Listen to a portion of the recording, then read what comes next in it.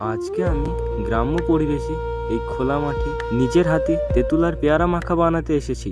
শেষে কীরকম স্বাদ হলো ওটাই আজ দেখাবো। তার জন্য আমরা 3 বন্ধু মিলে বেরিয়েছি গ্রামের ভিতরের পথে। দুপাশে সরিষার জমি, মাথার উপর খোলা আকাশ। আজকের দিনটা শুধু ভিডিও না, এটা একটা অনুভূতি।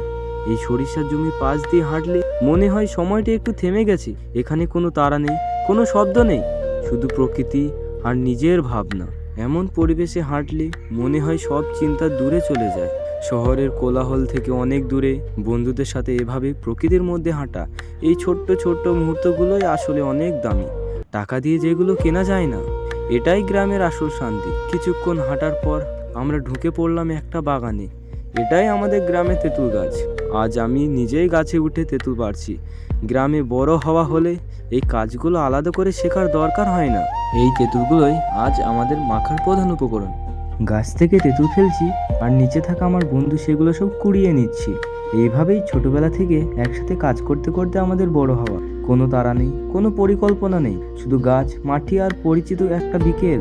এই মুহূর্তগুলোই মনে করিয়ে দেয় গ্রামের জীবন কতটা সহজ আর আপন। ওপর থেকে তেঁতুল নামতেই মাটির বুকটা যেন আলতো করে নড়ে ওঠে। নিচে আমার বন্ধু খুব যত্ন করে একটা একটা করে কুড়িয়ে নিচ্ছে। কথা না বলেও বোঝা যায় এই কাজটা আমাদের চেনা, আমাদের আপন। এমন মুহূর্তে সময় থেমে থাকে বলে মনে হয় চারপাশে শুধু গাছ, মাটি আর সহজ একটা বিকেল। গ্রামের এই নীরব সময়গুলোই সবচেয়ে বেশি কথা বলে, শব্দ ছাড়াই। এরপর পর্যাপ্ত পরিমাণে তেঁতুল পাড়া হয়ে গেলে আমরা চলে আসলাম আমাদের পেয়ারা বাগানে। সবুজ পাতা, কাঁচা পাকা পেয়ারা দেখলেই মন ভালো হয়ে যায়। বন্ধুটা ধীরে ধীরে পেয়ারা তুলছে, পাতা নড়ছে, ফল ছিঁড়ে নেওয়া নরম শব্দে বাগানটা আরও জীবন্ত হয়ে ওঠে। এখানে গাছে উঠতে হয় না, দাঁড়িয়েই হাত বাড়ালে পেয়ারা ধরা দেয়। রোদে গরম আর ছায়ায় ঠান্ডা দুটোই একসাথে। বন্ধুটা আবার পেয়ারা তুলতে শুরু করে, দাঁড়িয়েই হাত বাড়ায়। পাতার ফাঁক দিয়ে আলো নেমে আসে তার আঙুলের ফাঁকে ফাঁকে। এরপর একটা পেয়ারা সেখানেই ভেঙে খাওয়া হয়। দাঁতে লাগতেই টাটকা রস আর কাঁচা মিষ্টি স্বাদে মুখ ভরিয়ে দেয়। এরপর বন্ধুটা আবারও পেয়ারা তুলতে শুরু করলো। হালকা বাতাসে গাছ নড়ে, পাতার শব্দে বাগানটা জেগে থাকে। মাটির গন্ধ আর সবুজের ছোঁয়া এই মুহূর্তটাকে একেবারে ধীর করিয়ে দেয়। পেয়ারাগুলো একটার পর একটা হাতে জমতে থাকে। কোনো তাড়া নেই, শুধু কাজের ছন্দ। এমন সময়ে প্রকৃতি কথা বলে না, শুধু অনুভব করায়। এই নীরবতার মাঝেই বিকেলটা সুন্দর হয়ে ওঠে। কিছুক্ষণ পর সব পেয়ারা হাতে করে জড়ো করা হলো। বাগানের ধার ধরে হাঁটতে হাঁটতে জলের গায়ে পড়া আলো কাঁপতে থাকে। ছলা শব্দে সময়টা ধীরে ধীরে বয়ে যায়। পেয়ারা হাতে নিয়ে এইভাবেই আমরা বাগান ছেড়ে বেরিয়ে আসি, প্রকৃতির ভেতর কাটানো একটা নিঃশ্বাস ভরা বিকেল সঙ্গে করে। বাগানের কাজ শেষ হলে আমরা পেয়ারা তেঁতুল নিয়ে বসি। পাশের মেশিনের ঠান্ডা জলে ধুতে ধুতে ফলগুলোর গায়ের ধুলো সরে যায়। জলের টুপটাপ শব্দে চারপাশটা শান্ত হয়ে আসে।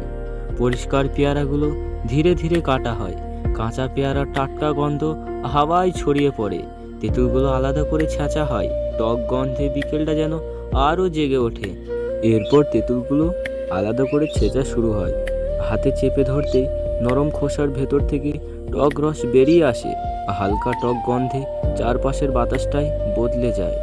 আঙুলে লেগে থাকা সেই রস পাতা ভেজা হাওয়ার সাথে মিশে মুহূর্তটাকে আরও জীবন্ত করে তোলে। ধীরে ধীরে ছেঁচতে টক স্বাদটা যেন আগেই জিভে লেগে যায়। এরপর এর উপরে লবণ, লঙ্কার গুঁড়া আর জলজিরা দিয়ে আস্তে আস্তে মাখাতে শুরু করা হয়। আঙুলের ফাঁকে ফাঁকে টক ঝাল আর নোনতা মিশে মিশে যায়। হাওয়ায় ভাসে পরিচিত একটা গন্ধ, যেটা দেখলেই জিভে জল চলে আসে। সবশেষে সবাই একসাথে বসে খায়। কেউ একটু বেশি ঝাল পছন্দ করে, কেউ আবার টক। হাসি আর কথার মাঝেই খাবারটা আরও আপন হয়ে ওঠে।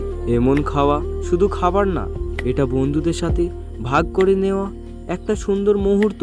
এমন প্রকৃতির মাঝে কাটানো ভিডিও ভালো লাগলে লাইক দিও আর পাশে থাকতে সাবস্ক্রাইব